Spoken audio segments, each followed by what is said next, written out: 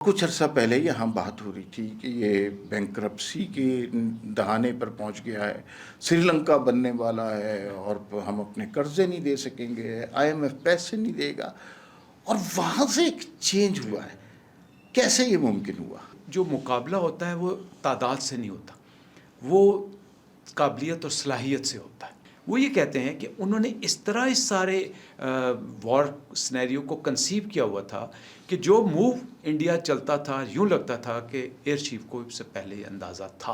Pilots के लिए उनको अलाउड था कि आपने पूछना नहीं है, जब आपको मौका मिला आपने शूट कर देना, और ये पायलट्स ने किया। और उस पर उनको ग्राउंड से मुबारक और सलामत और मोटिवेशन के उसी वक्त स्लोगन्स भी आ रहे थे। क्या सिचुएशन आपको लग रही है? मुज़ाकरात कब तक हो रहे हैं? ट्रम्प तो ये लगता है बड़ी जल्दी में है। उनको कोई जल्दी नहीं।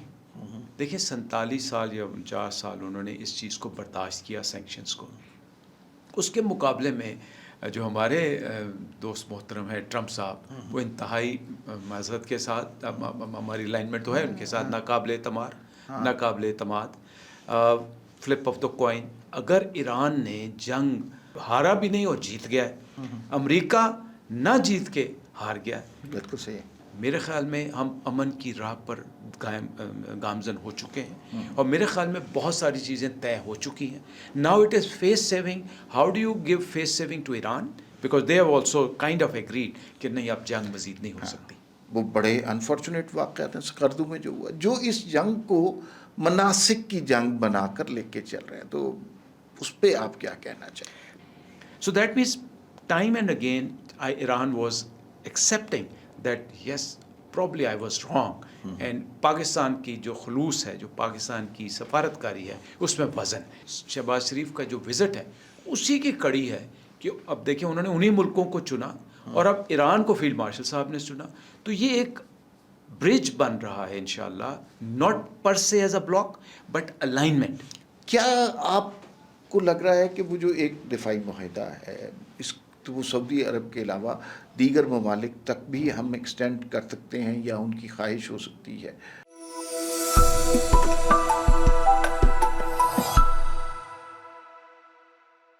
जी नाज़रीन, अस्सलाम वालेकुम।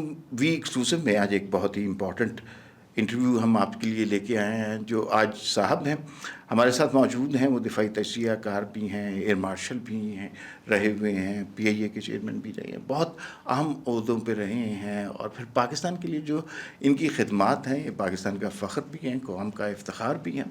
और जो मौजूदा सियासी और बैनुल-अक़वामी सूरत हाल है, उस पर इनकी गहरी नज़र है। इनके ख़यालात से मुस्तफ़ीद होने के लिए हमने इन्हें आज अपने स्टूडियो में दावत दी। मैं बहुत शुक्रगुज़ार हूँ जनाब एयर मार्शल अरशद मलिक साहब का कि उन्होंने हमें वक्त दिया।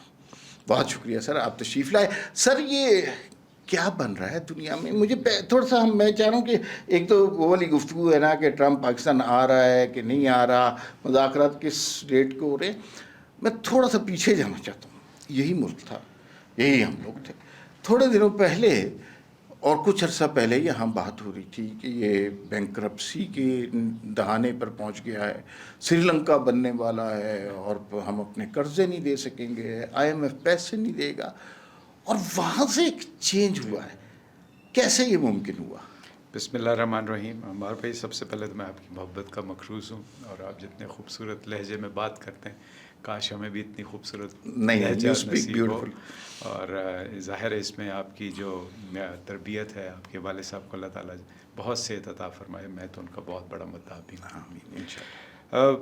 देखें, जब ये मई का सानिया हुआ हिंदुस्तान के साथ, तो आप यकीन कीजिए कि हमें पता तो था कि कुछ ना कुछ होने वाला है, बिकॉज़ दिफा से ताल्लुक़ रहा और पाक फ़िज़ाइया में काम भी करते रहे और इस दिन के लिए तैयारी भी करते रहे। लेकिन जिस दिन ये वाक़या हुआ तो मैं थोड़ा सा चौंक गया, थोड़ा सा लरज़ भी गया, बिकॉज़ जो उसकी वजह ये थी कि जो हमारे हालात व वाक़यात हैं, एक बड़ा मार्जिनल सा बैलेंस है कि किसी वक्त भी उस मार्जिन को किस तरफ लेके जाया जा सकता है, वन। दूसरा, जो जिसको हम अंग्रेज़ी ज़ुबान में काइनेटिक रिस्पॉन्स कहते हैं, अगर वो काइनेटिक रिस्पॉन्स एक्सक्लेट हो जाता है और जिसे हम अपनी ज़ुबानों में कहते हैं कि थ्रेशोल्ड की तरफ चला जाता है, तो वो बहुत ख़तरनाक हो सकता है। تیسری بات یہ بالکل سچی بات ہے کہ جو بدقسمتی سے ہمارے ہمسائے ملک کی لیڈرشپ ہے وہ کوئی میچور لیڈرشپ آپ اس کو نہیں کر دانتے. وہ سیاسی لحاظ سے میچور ہو سکتے ہیں بٹ جو لیڈرشپ کے ایک تشخص ہوتے ہیں, جو ایک لیڈرشپ کے ٹریٹس ہوتے ہیں, اس لحاظ سے آپ یہ نہیں کہہ سکتے کہ وہ ایک میچور لیڈر ہے. صحیح. ان کی طرف سے جو رسپانس آ سکتا تھا وہ ایسکلیٹ اتنی سوئفٹلی ہوا, یہ جو بھی واقعہ ہوا تو اتنی سوئفٹلی ایسکلیٹ ہوا تو رسپانس بھی کسی طرح بھی ایسکلیٹ ہو سکتا تھا. اس بات پہ میں بڑا خوف زدہ تھا. لیکن پھر اللہ تعالیٰ کی ایسی خاص مہربانی ہوئی کہ جب ہم نے دیکھنا شروع کیا, اور ایز اے فائٹر پائلٹ میں آپ کو بڑے ایمان سے کہہ سکتا ہوں کہ رافیل ایک بہت اچھا جہاز تھا, لیکن آپ کے جہازوں نے جو اللہ تعالیٰ نے ہم سے جو کارنامہ انجام دلوایا اس سے ایک بڑی حوصلہ آ رہا تھا. 1 2 3 یہ میں آپ کو تھوڑا سا آگے جا کے بتاؤں گا. تو یہ ایک ایسا اللہ تعالیٰ کی طرف سے ہمارے پہ خاص کرم ہوا.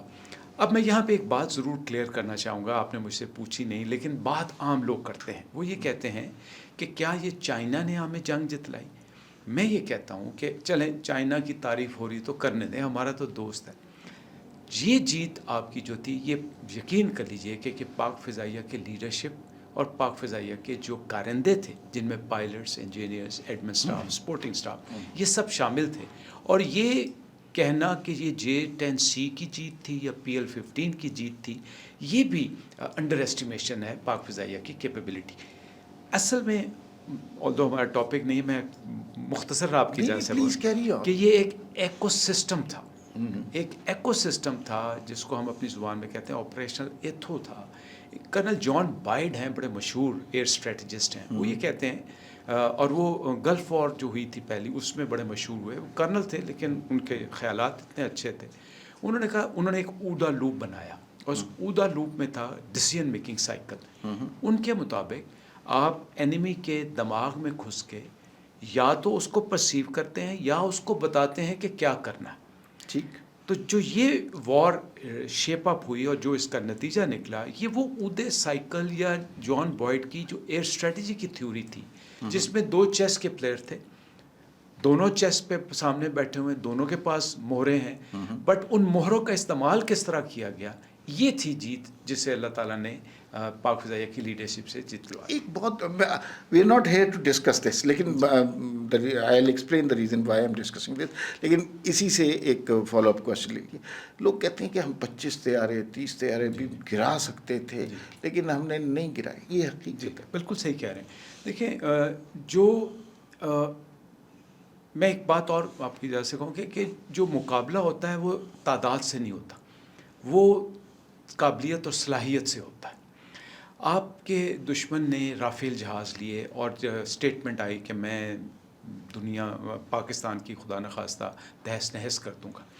اس کے مقابلے میں جو ہماری لیڈرشپ تھی اس نے نظر J-10C پہ بڑے عرصے سے رکھی ہوئی تھی, اور J-10C کی ہماری ایک شرط تھی جو کہ ہم چائنا کو ہمیشہ کہتے تھے کہ اس کے ساتھ ایک مخصوص مسائل ہمیں چاہیے. ہمیں J-10C کے ساتھ BVR مسائل مل رہا تھا جو کہ SD-10 ہے اور جو کہ ہمارے پاس J-17 پہ پہلے بھی تھا, بٹ ہماری لیڈرشپ کا اصرار تھا اور اللہ نے کرم کیا, ہم اس میں کامیاب ہوئے. اب اس کو آپ نے ایڈاپٹ کیا, اس سے آپ نے اپنے لوگوں کی ٹریننگ کی اور اس کو آپ نے اپنے ایکو سسٹم میں انٹیگریٹ کیا. اب وہ انٹیگریٹ آپ نے جو کیا وہ آپ نے ایئربورن ارلی وارننگ سسٹم میں کیا, آپ نے اس کو جیمرز میں کیا, آپ نے اس کو اپنے ریڈار سسٹم میں کیا, پھر آپ نے اس کے لیے ڈیٹا کی جو ان پٹ آن رہی تھی وہ آپ نے اس کا اسٹریچ کیا ان اندر ہیمسفیئر. پھر اس کے ساتھ ہی آپ نے اوفینسو سائبر وارفیئر اور ڈیفینسو سائبر وارفیئر کی. اس کی وجہ سے یعنی آپ نے اپنے آپ کو اس طرح تیار کر لیا تھا کہ آپ کسی بھی مرحلے پہ اس سانحے کے لیے تیار تھے. جب یہ واقعہ ہوا جیسے آپ کہہ رہے ہیں تو آپ یقین کیجئے کہ جو ایئر سٹاف ہے جو جن سے میرا رابطہ ہوا اور جو ایئر چیف تھے انہوں نے مجھے جو بریف کیا وہ کہتے ہیں کہ بلکہ ایئر چیف تو نہیں ایئر سٹاف کہتے تھے کہ ہم اپنے کمانڈر کو دیکھ رہے تھے جو 3 دن اس آپس روم میں رہا, اس 3 دن آپس روم سے نکلا نہیں, وہیں پہ سوتا تھا, وہیں پہ جاگتا تھا, وہیں پہ کھاتا. وہ یہ کہتے ہیں کہ انہوں نے اس طرح اس سارے وار سنیریو کو کنسیو کیا ہوا تھا کہ جو موو انڈیا چلتا تھا یوں لگتا تھا کہ ایئر چیف کو اس سے پہلے یہ اندازہ تھا تو وہ جو ہم بات کر رہے ہیں، جب یہ جہاز اترے تو یہ دنیا کی تاریخ میں ایریل وارفیئر میں پہلی دفعہ ہوا کہ آپ نے ایریل وارفیئر کو ملٹی ڈومین اسپیکٹرم میں لے گئے، اور وہ ملٹی ڈومین اسپیکٹرم جو تھا وہ اسپیس سے شروع ہو کے گراؤنڈ تک رہا۔ اب اس ملٹی ڈومین اسپیکٹرم کو جب آپ نے امپلیمنٹ کیا تو یہ جو میں نے آپ سے پہلے بتایا کہ یہ ایک شاک اور ایک ڈسیپشن ٹیکنیک کے تحت ایک جو دشمن تھا اس کے لیے ایک متحیر انگیز واقعہ تھا۔ تو اس میں جب آپ اپنے پائلٹس کو لانچ کیا، جن کو آپ نے پہلے سے بریف کیا ہوا تھا، جن کو آپ نے پہلے سے تیار کیا ہوا تھا، اور آپ کے کنٹرولرز وہ سارے آپ کے ساتھ تھے، تو آپ نے بہت سارے جہاز لاک کر لیے۔ اب جب آپ کے جہاز لاک ہو گئے تو اس میں ایک اور آپ نے جو سسٹم کیا تھا، جب آپ ٹریننگ کر رہے تھے تو آپ اپنی ٹریننگ اس طرح کر رہے تھے کہ آپ کے ریڈار کی صلاحیت دشمن پہ واضح نہ ہو۔ اس کے کئی ٹیکٹکس ہوتے ہیں، اس ڈیٹیل میں نہیں جاتے، لیکن ان کی بدولت ہندوستان کے فضائیہ کے لیے یہ شوق تھا۔ ان کی جو ایسٹیمیشن تھی، جو پریپریشن تھی، وہ رینجز نہیں تھی جس پہ ہمارے پائلٹس ان کو لاک کر رہے تھے۔ اب ایک اور بڑی مزے کی اور جو بڑی کانفیڈنس والی بات تھی پائلٹس کے لیے، ان کو الاؤڈ تھا کہ آپ نے پوچھنا نہیں ہے، جب آپ کو موقع ملا آپ نے شوٹ کر دینا، اور یہ پائلٹس نے کیا، اور اس پہ ان کو گراؤنڈ سے مبارک اور سلامت اور موٹیویشن کے اسی وقت سلوگنز بھی آ رہے تھے۔ تو ہمارے پاس جو جہاز لاک تھے وہ زیادہ تھے، جو پائلٹس نے فائر کیے، جو مسائل فائر کیے، ان کی بدولت یہ 5 یا 6 تو گر گئے، جن کا انہوں نے خود بھی اکنالج کیا، اور بہت شکریہ ٹرمپ بھائی کا کہ جنہوں نے اس میں اضافہ کیا۔ لیکن ان کی بات میں وزن اس لیے ہے ہمارے بھائی، ہوتا یہ ہے کہ جب آپ کو میزائل ہٹ کرتا ہے تو بڑا مشکل ہوتا ہے، اگر پی وی آر ہو، ان نون ہو، اور ایسی ڈائریکشن سے آئے جسے آپ ایکسپیکٹ نہ کر رہے ہوں، تو کچھ بیٹل ڈیمیج بھی جہاز ہوتے ہیں۔ سو یہ بات بالکل صحیح ہے کہ ہمارے لاک ہو چکے تھے، اور 5 سے 6 جہاز جب گر گئے اس وقت ہمارے ایئر چیف نے یہ کتنے لاک ہو چکے تھے؟ آئی تھنک جو 100 کے قریب اگر جہاز تھا، کم از کم میرے خیال میں 2 درجن سے زیادہ جو جہاز تھے وہ لاک تھے۔ اب ان میں سے گرے جو ہے آفیشیلی 6+1 ہے، اور اس کے علاوہ بیٹل ڈیمیج جو ہوئے جس کے پاس ہمارے پاس انفارمیشن ہے، ہم ریویل نہیں کرتے، وہ بہت سے جہاز ایسے ہیں جو بیٹل ڈیمیج ہو کے لینڈ کیے۔ ٹھیک ہے، اچھا، let me clarify one thing why I ask you this question, you know کہ we are here to discuss the global situation. I have seen you in many programmes, اور میں نے آپ کے پروگرام میں بڑے شوق سے دیکھتا ہوں، کم لوگ اتنا اچھا بولتے ہیں۔ جب بھی آپ اس واقعے کا ذکر کرتے ہیں نا، اتنے پیشن سے آپ کی آنکھوں میں ایسی چمک ہوتی ہے جو صرف سولجر کی آنکھ میں ہو سکتی ہے، تو آئی انجوائے دیٹ، اور میں نے اسی کے لیے آپ سے یہ سوال کیا۔ I just wanted to experience that. بڑے لوگوں نے آپ سے یہ واقعہ سنا ہے، اور یہ آپ پہلے بھی سنا چکے ہیں، لیکن I just wanted to experience that. اور آپ کو شاید اس بات کا احساس بھی نہیں رہتا جب آپ یہ کہانی بیان کر رہے ہوتے ہیں، جو سامع ہوتا ہے، ناظر ہوتا ہے، اس کے جسم کے رونگٹے کھڑے ہو جاتے ہیں۔ You narrated so beautifully. اب آ جائیں سر، جنگ تو بڑی ضروری چیز ہم جیت چکے ہیں، امن بھی بڑی ضروری چیز ہے۔ کیا سچویشن آپ کو لگ رہی ہے؟ مذاکرات کب تک ہو رہے ہیں؟ ٹرمپ تو یہ لگتا ہے بڑی جلدی میں ہے۔ میں اس پہ میرا کامنٹ یہ ہے کہ اگر آپ دونوں سائڈس کو دیکھیں تو جو ایرانی سائڈ ہے میرے لحاظ سے بڑے متحمل مزاج، دانشور، پڑھے لکھے، ایزی گوئنگ اینڈ بڑے ڈیپ لوگ ہیں۔ اگر آپ میں بھی 2-3 دفعہ ایران گیا ہوں، جن لوگوں سے میرا رابطہ ہوا، جن سے میں نے سمجھنے کی کوشش کی، وہ یہی کہتے ہیں، بلکہ ایک دن ایک وزیر صاحب تھے، وہ کہنے لگے کہ میں ان سے گیس کے اوپر ڈیل کرنے گیا، اور اس واقعے کو میں جو بارک اوباما کے سیکرٹری آف اسٹیٹ تھے، ان سے انڈر سیکرٹری تھے، بعد میں جو بائیڈن کے وہ سیکرٹری آف اسٹیٹ بن گئے، جنہوں نے وہ ڈیل میں بڑا، وہ یہ کہتے ہیں کہ کئی دفعہ ایسا ہوتا تھا کہ ہم جب نیگوشیٹ کر رہے ہوتے تھے تو ہم کہتے تھے یہ بات آگے نہیں بڑھ رہی، ہم واپس جا رہے ہیں، اور جہازوں میں اپنا سامان رکھ لیتے تھے، تو پھر کال آتی تھی ایرانین سائڈ سے واپس تشریف لے آئیں۔ یہ میں نے خود بھی دیکھا کہ جب آپ ان سے ڈیل کرنے جاتے تھے، وہ بڑے ٹھنڈے مزاج کے لوگ تھے، لیکن بڑی ڈیپ سوچ تھی، اور بڑی ایک جسے کہتے ہیں نا فراست اور تحمل کے ساتھ آپ کی بات سن کے، ان کو کوئی جلدی نہیں۔ دیکھیں 47 سال یا 49 سال انہوں نے اس چیز کو برداشت کیا، سینکشنز کو۔ اس کے مقابلے میں جو ہمارے دوست محترم ہے ٹرمپ صاحب، وہ انتہائی معذرت کے ساتھ، ہماری الائنمنٹ تو ہے ان کے ساتھ، ناقابل اعتماد، flip of the coin, tweet master, stance बदलने में के माहिर। और उनके साथ जो पीट हेगिस जो हैं, जो उनके वज़ीर जंग हैं, वो भी एक लाउबाली किस्म का शख्स है, वो उसके कैरेक्टर पे नहीं जाते। जो उनके साथ स्टीव वेनकॉफ हैं और जेरेड कुशनर हैं, बेसिकली तो प्रॉपर्टी हैंडलर्स है ना, दे नॉट स्टेट्समैन। सो दोनों साइडों में फ़र्क ये आ जाता है। फिर आप ये जानते हैं कि ट्रंप साहब से पहले कम से कम 5 सदूर को नेतन्याहू और इजरायली कैबिनेट ने पावर प्रोजेक्शन दी कि this is how you are going to attack Iran and this is what Iran is doing, but nobody agreed because of 2 reason, not only because of American interest but because of the global interest. अब उस America की side की जो मैं बात बताना चाह रहा हूँ कि मोस्टली उनको जल्दी होती, बिकॉज दे आर पावरफुल, जिसमें तो आपको कोई शक नहीं, one of the mightiest force in the world, and then they have a influence in that reason, global जो गल्फ में रीजन है। फिर उनके एलाइज हैं, फिर मालियाती जो दबाव वो डाल सकते हैं वो बहुत स्ट्रांग, सो उनको जल्दी होती। इस साइड को जल्दी नहीं थी, लेकिन उन्होंने सरवाइव किया। और मैं एक बात कहता हूँ अक्सर कि जो अगर ईरान ने जंग जीती नहीं, लेकिन वो हारा नहीं है, और अगर हारा भी नहीं और जीत गया है, अमेरिका ना जीत के हार गया है। बिल्कुल सही। अब जब ये जंग शुरू होती है तो ईरान सबको मुतहैयर कर देता है, जिस तरह का रिस्पॉन्स आता है और जिस तरह की जो गल्फ, क्योंकि पहले कहा जाता था कि ये रजीम चेंज हो जाएगी, उस पर मुतहैयर हो गए। फिर कहा गया ये अपनी गल्फ स्टेट मुसलमानों पे हमला नहीं करेगा, उसने एक्यूरेसी के साथ हमले कर दिए। फिर उनका सर्वाइव नहीं करेगा, वो भी कर गया। सो अब जंग जिस स्टेज पे पहुंच गई है, ईरान का बहुत नुकसान हुआ। ईरान ने आगे भी बढ़ना है, उनसे गलतियां हुई हैं, मैं मानता हूं, बिकॉज उन्होंने अपनी प्रॉक्सी पे ज़्यादा खर्च किया rather than spending on their own social system. सो उनको भी ब्रेक चाहिए, अमन चाहिए।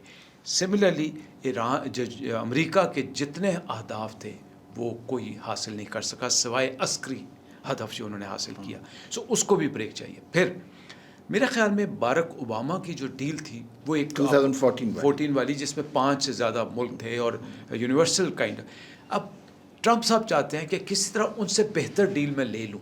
अब वो कैसे करूँ? पहले मैं दबाव डालूँ, साथ ही मैं नेगोशिएशन पे आ जाऊँ। तो मेरे ख्याल में जंग बंदी की तरफ हम बढ़ चुके हैं। मेरे ख्याल में हम अमन की राह पर गामजन हो चुके हैं, और मेरे ख्याल में बहुत सारी चीज़ें तय हो चुकी हैं।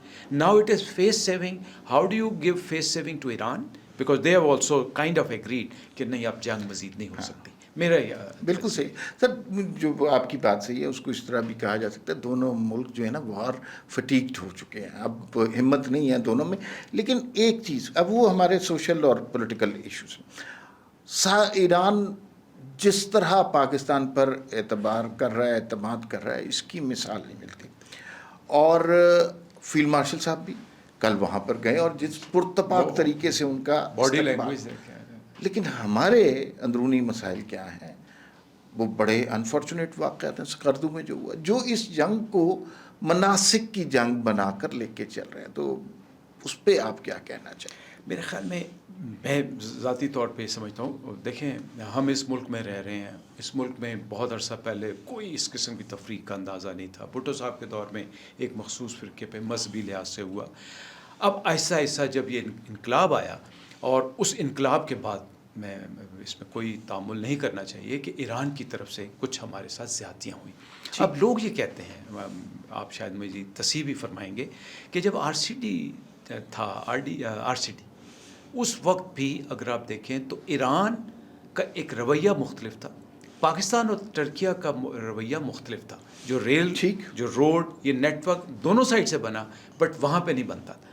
फिर चाबहार का मुकदमा देख लें, फिर जो आपने मसले की बात की, इसमें भी कोई दो राय नहीं है कि काफ़ी हद तक उनकी इंटरवेंशन रही। बलूचिस्तान पे बहुत ज़्यादा इंटरवेंशन रही। ये जो क्लोशन यादेव थे वो कहाँ से निकले? कहने की बात यह कि बदएतमादी हमारी उनके साथ थी, लेकिन जब पिछली आज से 6-8 महीने पहले जब अमेरिका ने उन पे अटैक किया, तो हमने मैं उस वक्त सफारतकारी का जो पुरएतमाद मुजाहरा किया और जो हमने फरासत का मुजाहरा किया, जिस पे हमने ईरान का साथ दिया पर से। और अब जब बात हुई तो आपके ज़िम्मे 2 काम थे, या तो आप सऊदी अरब को नाराज़ कर लें, یا آپ امریکہ تو ناراض لگتا تھا کہ ایک پوائنٹ ایسا آ گیا ہے جہاں ہمیں کچھ ڈیسائیڈ کرنا پڑے گا between two Muslim countries. But I think the maturity prevailed over there. Not only military leadership, but the political leadership also, and you have to give them the credit that they pulled this one very nice. But ایک اور بات بھی یاد رکھیے کہ 2023 میں سعودی عرب اور ایران کے درمیان جو بہتری آئی اس میں چائنا کے ساتھ ساتھ پاکستان کا رول بھی تھا. So that means time and again Iran was accepting that yes, probably I was wrong. And Pakistan کی جو خلوص ہے, جو پاکستان کی سفارتکاری ہے, اس میں وزن. اور شاید یہی وجہ ہے. اور پھر جو یہ والے ڈائلاگ ہوتا ہے, Pakistan is the only country upon whom Iran boasted a trust. Egypt پہ نہیں آ سکتا بیکاز ان کے تو ریلیشن اسرائیل کے ساتھ. نیٹو کی وجہ سے ٹرکیہ بھی ڈاؤٹ فل ہو جاتا ہے. عمان کے ہر ایک سے تعلقات بہتر ہیں. آپ کے الحمدللہ تعلقات نہ صرف گلف اسٹیٹ سوائے ایک ملک کے جس نے ہمیں بڑا ڈچ کیا, جس پہ ہمیں بڑا افسوس ہے, اور میری یہ خواہش ہوگی کہ اس کو بھی ہم ریکور کریں. There is no way that we should go head on to this state also. تو میرے خیال میں یہ چند ایک وجوہات تھی کہ ہمارا کوئی معاشی انٹرسٹ نہیں تھا. معاشی تو پوری دنیا کا انٹرسٹ, ہمیں ریجن میں پیس کے لیے کوشش کریں. ٹھیک. اچھا, جو دو باتیں مجھے آپ کی گفتگو سے ملی ہیں. ایک تو یہ ہے کہ ہم نے جو ایک conflict between the Muslim countries یا امہ میں تفرقے کا باعث بن رہا تھا, اس میں میرے خیال میں سعودی عرب نے بڑے تحمل برداشت کا مظاہرہ کیا, ورنہ ساری امہ سعودی عرب کے ساتھ ہونی تھی, یہ ہم سب کو جانتے ہیں. دوسری بات یہ ہے کہ جو ہمارے ہاں جس کو مسلکی اختلاف بنایا ہوا, وہ شاید انہیں ادراک نہیں ہے کہ ایران میں پاکستان کی کتنی عزت ہے, اور اس کا سب سے بڑا ثبوت یہ فیلڈ مارشل کا وزٹ ہے. اب سوال یہ پیدا ہوتا ہے کہ نیکسٹ ٹرمپ نے تو کہہ دیا پاکستان میں ہے اور وہ ہو رہا ہے. کیا ڈیٹس آپ سوچ رہے ہیں؟ کچھ جس طرح وہ جلدی میں ہے, انہوں نے ایک جرنلسٹ کو کہا بھائی تم نے نہیں آنا, میں تو کیا آپ کو لگ رہا ہے؟ میرے خیال میں دیکھیں, روابط وہ جنیوا میں بھی ہو رہے تھے اور روابط کسی حد تک عمان سے بھی ہو رہے تھے, بٹ انہوں نے بڑا ببانگ دہل جس طرح کے وہ ہیں کھل کے کہہ دیا کہ پاکستان. میرے خیال میں جو فیلڈ مارشل صاحب کا وزٹ ہے ایران کا, یہ بہت اہمیت کا حامل. میرے خیال میں وہ کچھ نہ کچھ ایسی لیوریج لے کے آئیں گے جس کی بنیاد پر اگلا ڈیٹ اناؤنس ہوگی, اور بہت جلد ہوگی. آپ بالکل صحیح اسیسمنٹ آپ کی. ایک اور بات میرے ذہن میں آتی ہے, میں پھر آپ سے رہنمائی بھی لوں گا. اگر آپ یاد کریں تو آج سے 15-20 سال پہلے پاکستان کے جو سو کالڈ بوائز ہیں یا جو بھی لوگ پالیسی میں انوالو ہوتے ہیں, ان کا موقف یہ تھا کہ پاکستان, سعودی عربیہ, ٹرکیہ, ایجپٹ اور ملیشیا یہ ایک بلاک بننا چاہیے. اور مجھے بات یاد آتی ہے اس میں یہ قطر, UAE, ان کو کہا جا رہا تھا یہ چھوٹے ملک ہیں, یہ اتنے انفلوئنسر نہیں ہیں. اس وقت ایران کو شامل نہیں کیا جاتا تھا. لیکن اب میں یہ سمجھتا ہوں کہ جو شہباز شریف کا جو وزٹ ہے اسی کی کڑی ہے کہ اب دیکھیں انہوں نے انہی ملکوں کو چنا, اور اب ایران کو فیلڈ مارشل صاحب نے چنا. تو یہ ایک برج بن رہا ہے انشاءاللہ, ناٹ پر سے as a block but alignment. اچھا, یہ اگر ہم ہسٹوریکلی دیکھیں, یہ کوشش ذوالفقار علی بھٹو صاحب نے کی تھی, اور مسلم امہ کا اکٹھے ہونا بہت بڑی فینٹیسی ہے, کیونکہ جتنے زیادہ ریسورسز ہمارے پاس ہیں اور پھر اس میں ہم کیا کچھ کر سکتے ہیں. آپ کے خیال میں بلاک بن رہا ہے؟ نہیں, بدقسمتی نہیں بنے گا. میری ذاتی رائے, میں غلط بھی ہو سکتا ہوں. ہاں, الائنمنٹس بڑھیں گی, بہتر ہوں گی. لیکن اب دیکھیے نا سر, یہ سعودی ایرانی وزیر خارجہ کا سعودی وزیر خارجہ کو ٹیلی فون پہ رابطہ, اور ایک دفعہ نہیں, ملٹیپل ٹائمز. یہ بہت بڑی ڈیولپمنٹ. ہمارے بھائی اصل مسئلہ پتہ کیا ہے, ہمارے ہاں مسلم امہ کی بات کرتے ہیں, ہمارے ہاں جو ذاتیت ہے, ذاتی مفاد ہے, وہ قومی مفاد یا علاقائی مفاد سے کہیں پہ. یہ تو بات آپ مانتے ہیں کہ آج بھی بہت سے ملکوں میں جو ان کی چودراہٹ ہے یا ان کی monarchy ہے, وہ یہ ابھی بھی سمجھتے ہیں کہ اس میں بہت بڑا عمل دخل امریکہ کا ہے. although میں یہ بھی مانتا ہوں کہ اس جنگ کے بعد سے امریکہ بہت زیادہ ایکسپوز ہو گیا ہے. آپ کسی کو کہتے ہیں لک اٹ, اور کسی کو کہتے ہیں کہ میں تمہاری حفاظت نہیں کر سکتا, اور لوگوں کو یہ امپریشن بھی آ رہا ہے کہ ہم نے تو تمہیں پاسبان بنا کے بٹھایا تھا, تمہاری وجہ سے ہم زیادہ ولنریبل ہو گئے. تو میرا ماننا یہ ہے کہ بلاک شاید ابھی بھی نہ بنے, الائنمنٹ ضرور ہو جائیں گی. سر گلوبل سچویشن ہم نے ڈسکس کر لی, لگتا ہے کہ امن دنیا میں ہو جائے گا اور پاکستان کا بہت امپورٹنٹ رول ہوگا. پاکستان ہر جگہ ڈسکس ہو رہا ہے, کون سا دنیا کا چینل ہے جہاں پہ, کون سا دنیا کا اخبار ہے, کون سا دنیا کا پریزیڈنٹ پرائم منسٹر ہے جو پاکستان کی تعریف میں بات نہیں کر رہا. لیکن کیا یہ تعریف کافی ہے, یا ہمیں کچھ گینز بھی ہونے چاہیے نا؟ تو ہوں گے یا نہیں ہوں گے, یا بس ہماری سفارتکاری کی تعریف ہوگی؟ یہ سب سے اہم نقطہ ہے. ہمیں, میرے خیال میں ہمیں سب سے زیادہ ہیوملیشن میں رہنا چاہیے. ہمیں بالکل اپنا مقصد دیکھیں, مجھے دنیا میں کیا لینا اگر دنیا میں امن, ادھر انگلینڈ اور فرانس میں امن آ گیا, آسٹریلیا میں بہتری آ گئی, یا چائنا میں آج کی خبر ہے کہ ان کا جو گروتھ ریٹ ہے جو انہوں نے پلان کیا تھا اٹ از ٹچنگ 5% پلس. مجھے اس سے کیا لینا دینا؟ مجھے تو یہ دیکھنا ہے کہ اگر میری وجہ سے علاقے میں امن آیا ہے اور لوگ میری ایک عزت بڑھی ہے, اس کو میں اپنے اوپر امپلیکیٹ کیسے کرتا ہوں. میری معیشت سب سے بڑی, دیکھیں یہ جتنی جنگ لڑی گئی, جتنا بھی پریشر آیا, صرف ایک اکنامک پریشر تھا جس نے ٹرمپ کو سوچے پہ مجبور کیا. اسی پریشر کی وجہ سے چائنا اور رشیا کودے, انہوں نے سب کو اکٹھا کیا. آپ کی بات بالکل صحیح ہے, ہمیں اس سے آگے بڑھ کے سوچنا پڑے گا.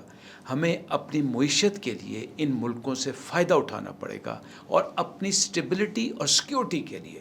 دیکھیں ایسٹ سے آپ کو لکھ لیجئے, کبھی بھی چین نہیں ملے گا, وہ آپ کو ہمیشہ تنگ کرتے. بٹ مغرب میں تو ہم کر سکتے ہیں, اور مغرب میں کرنے کے لیے کچھ پاورز ہیں جن کو ہمیں انفلوئنس میں لا سکتے ہیں. اور اس سے بڑھ کے جو میں اور آپ بات کریں کہ ہمیں اپنی معاشی حالت کو بہتر کرنا. کیا کر سکتے, مطلب 2-3 باتیں جو میرے جیسے کم فہم شخص کو پتہ ہیں. ایک تو یہ ہے کہ اگر ایران سے سینکشن ہٹتی ہیں تو کوئی گیس پائپ لائن والا منصوبہ ہو سکتا ہے, کوئی تیل ہمیں سستا مل سکتا ہے. دوسرا یہ ہے کہ دبئی سیف ڈیسٹینیشن نہیں رہا, اب پاکستان کی طرف بھی دیکھ سکتے ہیں. فیوچر جو ہے ہمارا منرل میں ہے, تیل میں نہیں ہے. اور کیا ہم ڈریم کر سکتے ہیں؟ آئی تھنک یو ہیو ہٹ دا نیم. بالکل ایسے ہی ہے کہ ہمیں ابھی ایک آلٹرنیٹ پلیٹ فارم دینا ہے. دیکھیں یہ بھی بات ماننے کی ہے کہ جتنا پیٹرول ڈالر آپ کماتے تھے, جو گلف اسٹیٹ تھی, وہ جا کے نیو یارک ایکسچینج میں لگ جاتا تھا. میں اور آپ جاتے ہیں, ہم نے دیکھا ہے, پیرس میں چلے جاؤ, یو کے میں چلے جاؤ, وہ پوری کی پوری اسٹیٹس جو ہیں وہ ہمارے عربوں کی ہیں. But now is the time way we can offer them. اب اس کو آفر کرنے کے لیے ہیں چیزیں یہی. ایک اور شاید جس کا آپ ذکر نہیں کیے, وہ ہے آپ کو جس نے اس راہ پہ متعین کیا, وہ آپ کی عسکری صلاحیت تھی. ون سیکنڈ, آج یہ بڑے عرصے سے بحث ہو رہی ہے, لیکن انفارچونیٹلی اس پہ کہ ہمیں عسکری صلاحیت کے ساتھ ساتھ اور عسکری صلاحیت کو لیتے ہوئے انڈیجنائزیشن کے لیے ان کے ساتھ مل کے کام کرنا ہے, جس پہ ہمارے پاس ریسورسز کی کمی.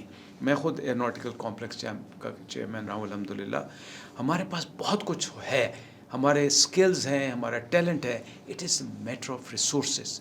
اگر وہ ریسورسز ہم ڈائیورٹ کر لیں تو یہ, اور دیکھیں یہ جو پیٹریوٹ میسائل والے بنانے والے ہیں, ان کے شیئر تو اوپر جاتے جا رہے ہیں. بیکاز ایک میزائل جو ہے وہ $2.5 ملین سے زیادہ ڈالر کا ہے. ایک میزائل گرتا ہے تو ان کا اسٹاک بڑھ جاتا ہے. سو ایک تو یہ. دوسری بات دیکھیں, یہ سب کچھ تب ممکن ہے جب آپ کے اپنے ملک کے اندر حالات بھی بہتر ہوں. اب وہ حالات کیا بہتر ہوں؟ امن سیکیورٹی تو سب سے پہلے بات ہے ہی ہے, بٹ ایک کنسنسس پہ لے کے آنا کہ اگر جیسے آپ نے ابھی فرمایا کہ سکردو اور گلگت میں کچھ ایموشنل لوگ آ گئے, ان کو کنونس کرنا کہ it is all about Pakistan. It is all about not me, not you. It is about this country. And only then I think people will start to come close and we will start to embark upon this prosperous journey, inshallah.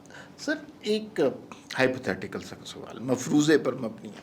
فرض کیجئے کہ امن ہو جاتا ہے, جنگ بندی ہو جاتی ہے, کوئی لڑائی نہیں ہو رہی, کتنا ڈیوریبل ہوگا یہ, کتنا پائیدار ہوگا؟ کیا یہ تو نہیں ہوگا کہ پاکستان اتنی بڑی ایفرٹ کر کے صلح کرائے اور نعرے لگیں, تالیاں بجیں, ٹرمپ بھی آ جائے اور 2 مہینے کے بعد پھر دوبارہ جنگ شروع ہو جائے؟ بالکل فریجائل رہے گا, اور اس کی ایک ہی وجہ ہے, اور وہ ہے صہیونیت. جب تک صہیونیت کو ٹریک پہ نہیں ڈالتے, ابھی آپ دیکھیں کہ آج جو کانگریس میں یا سینٹ میں جو جنگ روکنے کے لیے ووٹ آیا, وہ ریجیکٹ ہو گیا. آج سینٹ میں انہوں نے کہا کہ ان کو میسائل کی فراہمی روک دی جائے، وہ بھی فیل ہو گیا۔ جب تک صہیونی سوچ رہے گی، جب تک صہیونی لابی رہے گی، تب تک یہ ایکٹیویٹیز فریجائل رہیں گی۔ اب مسئلہ کیا؟ گریٹر اسرائیل آپ کے سامنے آ گیا۔ گریٹر اسرائیل میں کسی کو شک نہیں ہونا چاہیے کہ اس نے یہ کرنا ہے، اور پچھلے 40 سے 50 سال سے وہ اسی کام پہ لگا ہوا تھا۔ اب اس نے غزہ کے اوپر جو بمباری، اندھوناک اور تباہی لے کے آیا، ایک بفر زون کریٹ کیا۔ اس کے بعد اس نے اب اگلا بفر زون، جیسے ہی آپ کی ادھر سے ٹروس ہوا تھا یا عارضی جنگ بندی ہوئی تھی، اس نے لیبنان کا بفر زون ایکسٹینڈ کرنا شروع کر دیا۔ سیریا میں اس نے آلریڈی اپنے رجیم ایسی لانچ کروائی ہوئی ہے کہ جس کا اتنا کنٹرول نہیں ہے، اس طرف بھی اس نے بفر زون کر لیا۔ اب اس کا اگلا سٹیپ گریٹر اسرائیل کی طرف ہے، اور جب تک امریکہ میں تبدیلی نہیں آتی، بیکاز اب امریکہ میں تبدیلی آنی شروع ہو گئی ہے۔ اگر آپ پچھلا سروے دیکھیں جو امریکن اسرائیل پبلک افیئر کمیٹی ہے یا اکاؤنٹس کمیٹی ہے، جو کہ سب سے بڑی ان کی این جی او ہے، so called N G O, but it is a lobbyist firm basically, اس کے بھی پاپولیرٹی میں کمی آئی ہے، اور ایک عام امریکی نے بھی کہنا شروع کر دیا کہ ہم کب تک اسرائیل کی جنگ لڑتے رہیں گے، بیکاز وہ ایک اوکلاہوما میں یا پینسلوانیا میں یا ٹیکسس میں جو بندہ، اس کو اپنے فیول کی پرائس سے غرض ہے۔ تو میرے خیال میں یہ چیز فریجائل رہے گی، اور یہ اس وقت تک فریجائل رہے گی جب تک کہ امریکہ کی کوئی لیڈرشپ ایسی نہ آ جائے جو کہ اسرائیل کو باندھے۔ ون لاسٹ کوسچن، پاکستان کا، اور یہ آپ کے شعبے سے متعلق، پاکستان کا دفاعی معاہدہ ہوا سعودی عرب کے ساتھ، نہ بھی معاہدہ ہوتا سعودی عرب کے ساتھ اس کا تحفظ ہمارے لیے بڑے احترام کی بات ہے۔ باقی گلف کے ممالک پر بھی کی بھی ذمہ داری امریکہ نے لی ہوئی تھی، اور وہ ان کو پروٹیکٹ کرنے میں ناکام رہا۔ اس کے علاوہ بہت سے ممالک ہیں جو عسکری طور پر اتنے اسٹرانگ نہیں ہیں، نیپال دیکھ لیجئے، بنگلہ دیش دیکھیے، اور بہت سری لنکا، بہت سارے ممالک۔ کیا آپ کو لگ رہا ہے کہ وہ جو ایک دفاعی معاہدہ ہے، اس تو وہ سعودی عرب کے علاوہ دیگر ممالک تک بھی ہم ایکسٹینڈ کر سکتے ہیں، یا ان کی خواہش ہو سکتی ہے؟ ایسا لگ رہا ہے آپ؟ میں پھر وہی بات کروں گا کہ خواہش تو ہے، چاہتے بھی ہیں، لیکن بات یہ بھی ماننے کی ہے کہ ہم معاشی حالات ہمارے ایسے نہیں ہیں جہاں پہ ہم ایک بہت بڑی طاقت یا اس طرح کی ایک فورس بن کے ابھریں۔ سعودی عرب کے بعد اب جو ہمارے روابط ہو رہے ہیں، اس میں مجھے بڑی امید ہے اللہ سے کہ قطر آپ کے ساتھ ضرور آگے آئے گا۔ ٹرکیہ کے ساتھ آپ کے آلریڈی اس طرح کے ریلیشن ہے، وہ بھی ایک اسٹرانگ، اور ہم بھی، اور ہم کولیبریٹ بھی کرتے ہیں۔ یہ جو چھوٹے ملک ہیں نا، نیپال اور بھوٹان اور بنگلہ دیش تو ڈیفینیٹلی آپ کے پاس آ رہا ہے۔ جو نیپال، بھوٹان، سری لنکا ہے، میرا جو ذاتی تجربہ ہے، میں دیکھ بھی چکا ہوں، جا بھی چکا ہوں، وہ ابھی بھی زیر اثر ہیں انڈیا کے، بیکاز وہی جو بات ہم بار کر رہے ہیں، ریسورسز۔ امریکہ ہل رہا ہے، but still it's a might, it has economic influence, it has military influence. So جب تک آپ کی اکنامک انفلوئنس نہیں آتا، دیکھیں میں ایک دفعہ سری لنکا گیا، ہم JF-17 جہاز کی ان سے ڈیل کرنے گئے، ان کے پریزیڈنٹ صاحب سے ملاقات ہوئی، انہوں نے کہا کہ ہمیں لون چاہیے۔ تو اس وقت کے جو وزیر اعظم صاحب تھے، انہوں نے ایک کریڈٹ لائن کھول دی $400 ملین کی۔ اب $400 ملین سے جہاز نہیں بکتے، آپ کو کم از کم 800، 900، 1 بلین تک چاہیے۔ تو اب وہ کریڈٹ لائن پاکستان افورڈ نہیں کر سکتا۔ جب آپ سعودیہ کے ساتھ کرتے ہیں تو وہ کریڈٹ لائن افورڈ کرتے ہیں، جب آپ ان چھوٹے ملکوں کے پاس جاتے ہیں تو آپ کو کریڈٹ لائن دینی پڑتی۔ آپ جب قطر کے ساتھ جاتے ہیں تو آپ ان کو اپنی امپورٹنس سے اور اپنی امپیکٹ سے متاثر کرتے ہیں۔ میرے خیال میں یہ موقع اللہ تعالیٰ نے آپ کو دے دیا جہاں پہ آپ کی بلے بلے واہ واہ ہو گئی۔ اب اس کو اپنی انٹرنل سٹیبلٹی اور اکنامک امپرومنٹ پہ اگر ہم لگا لیں تو میرے خیال میں انشاءاللہ وہ دن دور نہیں جب قائد اعظم رحمۃ اللہ علیہ اور علامہ اقبال رحمۃ اللہ علیہ کا خواب شرمندہ تعبیر ہو جائے گا۔ ارشد ملک صاحب، آپ سے ہمیشہ گفتگو کر کے سن کے آپ کو خوشی ہوتی ہے۔ میرا پہلا آپ سے آن کیمرہ انٹریکشن ہے، لیکن آپ جیسے لوگوں سے زیادہ بات کرنی چاہیے، آپ سے سیکھنے کا موقع ملتا ہے۔ آپ کی تشریف آوری کا بے انتہا شکریہ۔ ناظرین، پھر ملاقات ہوگی۔ اللہ حافظ۔